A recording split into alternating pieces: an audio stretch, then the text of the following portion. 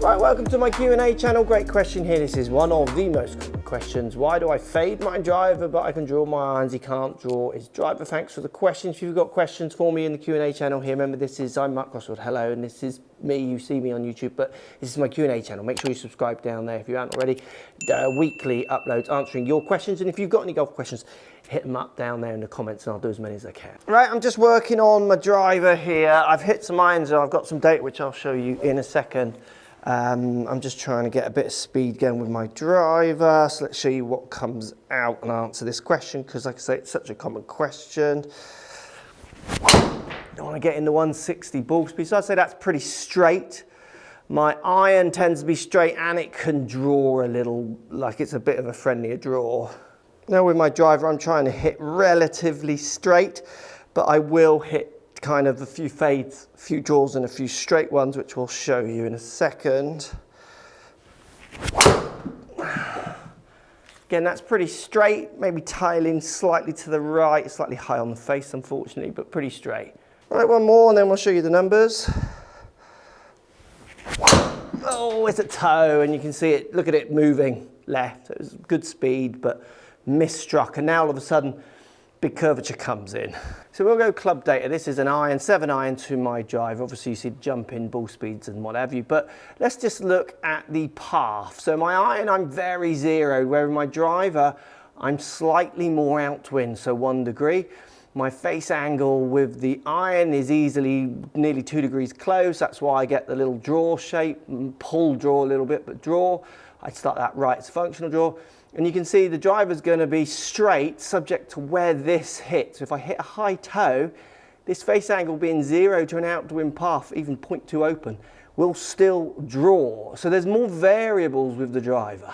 So first port of call, are you working strike into this conundrum? Because this club is easier to draw with a little bit of loft. You take loft off, it's going to be harder to draw, and you've got roll and bulge on the face, and the centre of gravity is off the face, so it affects that roll and bulge, or is needed more, and it affects the curvature when you miss it off centre. So you see me hitting now, good shots, and then I'm striking it in different places, and that's creating different shapes. You're not going to see that nowhere near as much with an iron. Next thing that's really interesting, and I used to have to do this so much with students, is even though I'm trying to zero both of these clubs out, so I'm trying to have a 0 path, 0 face-ish with my iron, and I'm pretty much the same with my driver, but they're from different ball positions, and the ball is further away from me and closer with the iron, which is going to be pulling and pushing different forces through that shaft for me to try and get that face to somewhere line up, where with the iron it will be slightly different. If you imagine I stood completely upright, it's very different forces on the opening and closing of the face compared to if it's out here, that it's like 90 degrees opening, where here it's barely opening to 0 even when it goes back and when it goes through.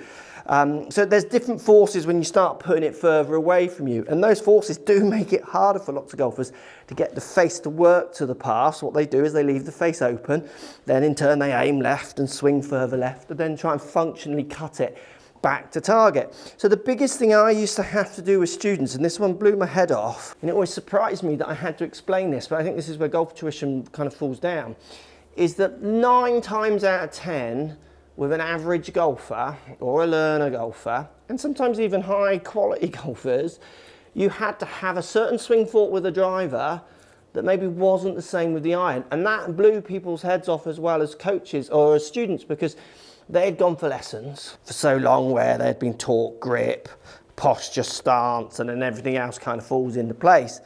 To think that with a driver that they would have a different feeling in their wrists, if you like, the control face differently. So let's say if you wanted to draw your driver, you say you can't draw your driver, hit some shots where you just get a slightly stronger grip. So do see 2 to 3 knuckles on the lead hand, and then just try and turn the face down to the ground a little bit more, top of your backswing, try and turn it up to the sky, keep that wrist nice and flat throughout the swing, and then try and hit some shots. And watch what that does to your your driver shots. You'll probably find you do hit more draws or straighter shots with that. But then if you do the same thought with your iron, often what would happen for students is you tell them then to do that thought with the iron. Bear in mind they're hitting the iron already, so they've got a good amount of wrist angles in there. They then go and put more in, and they start overdrawing it, and they go, oh, it doesn't work, I can't hit my irons like that.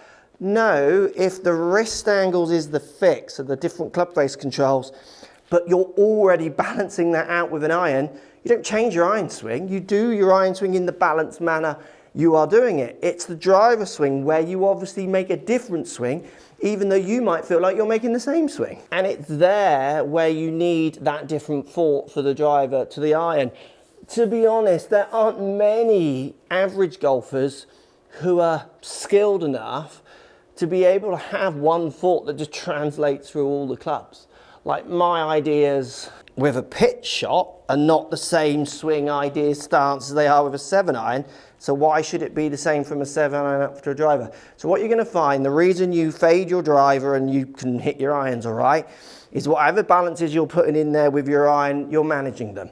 Let's pretend it's club face control. Well, if you're fading it and it's not strike, like I mentioned at the start, if it is that you're consistently cutting it, where you make a balanced action with the iron and you can control face, you obviously can't with the driver.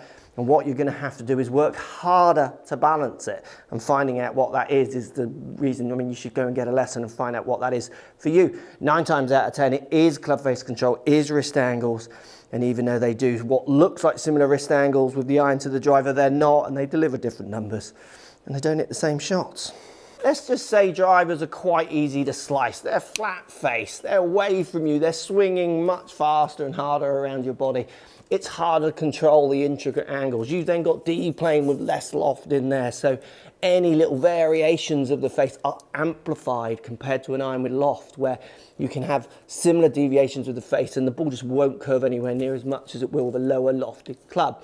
So it's harder to do with this. So to think that you can have the same swing thought, it's just not going to happen for most people. If I think of me at the moment, my driver swing thought is to feel like I am taking loft off more. It's to feel like I'm really exaggerating the hip turn that I'm trying to do to gain speed.